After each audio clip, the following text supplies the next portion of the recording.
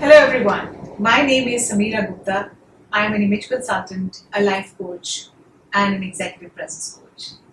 Today I'm going to talk about how to be an effective communicator. So, what are those elements that are required to be a good communicator? What really happens is that as we grow up, we never really get a formal education on how to be a good speaker or how to be a good communicator. So whatever we see around us, whatever we hear, maybe from the TV, from other colleagues or friends, or home, from family, we pick up certain styles, and then that becomes somewhere our style. So there's no formal education that we have received on how to be a good communicator. But communication is so important for our lives, for our relationships, for our work, for everything. So hopefully today's tips are going to give you some insight on how you can be an effective communicator.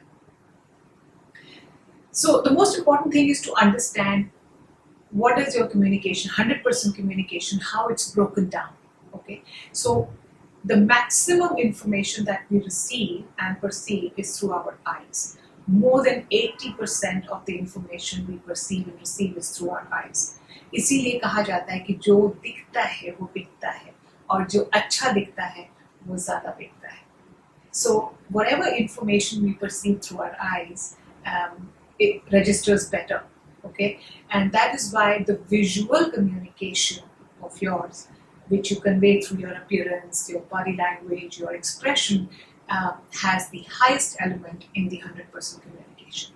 So like Albert Mehrabian said, Professor Mehrabian, that 55% of your communication is through your appearance, through your body language, through your expressions on the face, because that is what is seen, and anybody perceives information through eyes. So 55% of your entire communication is actually your expression, body language, and your clothing and appearance.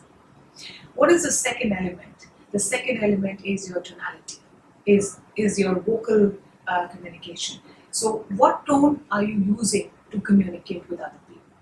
Are you using an aggressive tone? Are you using a polite tone? Are you using a very submissive tone? So it all depends on what's the message, who you're speaking to, and what tonality are you practicing or are you adopting at any particular time. So even if you want to convey the most difficult message to somebody, if you take control of your tone, and the message can go across in the right manner. However, the simplest message, if the wrong tone is used, can go wrong. So I would like you to pay attention to the tone of your voice. Always keep a neutral, low tone and not an aggressive tone, because tone plays a huge role in your entire communication, and the 38% of your communication is through your tone. And they say that most relationships, more than 80% of the relationships go sour because of the wrong tone of voice and not the words. So be aware of the tone that you're using. Use a tone that will not hurt the feelings of the others. The third element, which is important, and all of us, for whatever reason, have always believed that your verbal communication, which is the words, are the most important element of your entire communication. However, the only contribution words have in your 100% communication is 7%. So 7% is the words. So if your words are chosen carefully, and then the tone is managed in the right manner, and you create your good expression and use your visual communication as well, and the communication will be very effective. So you are using all your tools, okay, your visual communication, your right tone that you're using, and at the same time the right words carefully chosen. That will create a great communication with other people. The other elements are that you have to, I've talked about it in my other videos as well, that you have to be a good listener. Because if you want to be a good communicator, it's not only about you speaking, it's also about you listening. because unless you listen, you're not going to learn. If you're speaking from your mind and your programming and your map of the world, which you already know. So if you want to learn in life, if you want to have a good two-way interaction and communication, you have to listen to the other person and listen to understand, not really to jump in and respond quickly and talk about what you want to say. So listening is about just listening and understanding. And you can take a pause, take time to then say what you want to say. Okay? And the other thing is that you have to learn to paraphrase in any communication.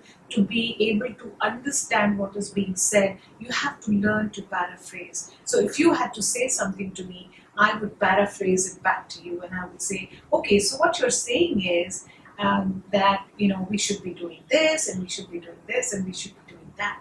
And that is a beautiful way of reconfirming what was said. And if the other person says, well, exactly, that's what I said. So you understand that you have understood the message. So paraphrase is a great way of reconfirming your understanding of what is being said. It also gives an impression to the other person that he was heard properly and you're trying to reconfirm and you're listening. Okay? And that feeling can go a long way. The last but not the least most important element is how you give feedback in a communication. And feedback can be given to anybody. Feedback is not really related to your workspace, but feedback can be in any area of life.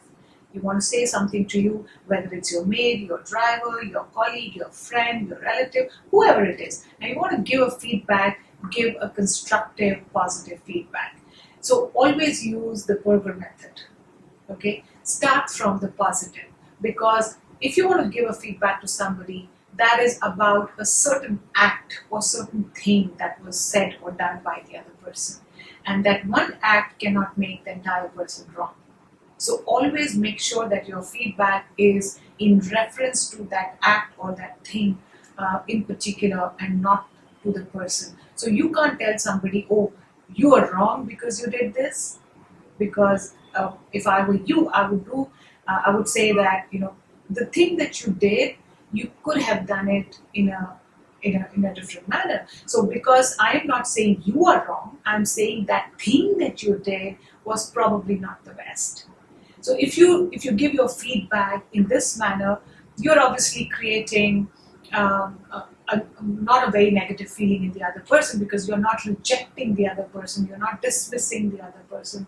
You are highlighting that one act or one thing that could have been done differently. So always make sure that you follow the Berger method to give a feedback. Start with the good and say, well, I love this thing about you. You are so good with what you do. However, that little thing that you did could have been done differently. But you know what? Overall, you've done a fantastic job. Keep it up. So you start with the good, come to the critical part, and then close with good. And if you learn to give the feedback skill in this manner, you are going to be a very, very effective communicator, and in all likelihood, you will achieve what you want to achieve out of the conversation. So practice all these tools. Always pay attention to your 3 V's of communication: the visual, verbal, and vocal, and give a good feedback, constructive and positive. Be a good listener and listen rather than speaking all the time. Okay? So I wish you all the best. Thank you.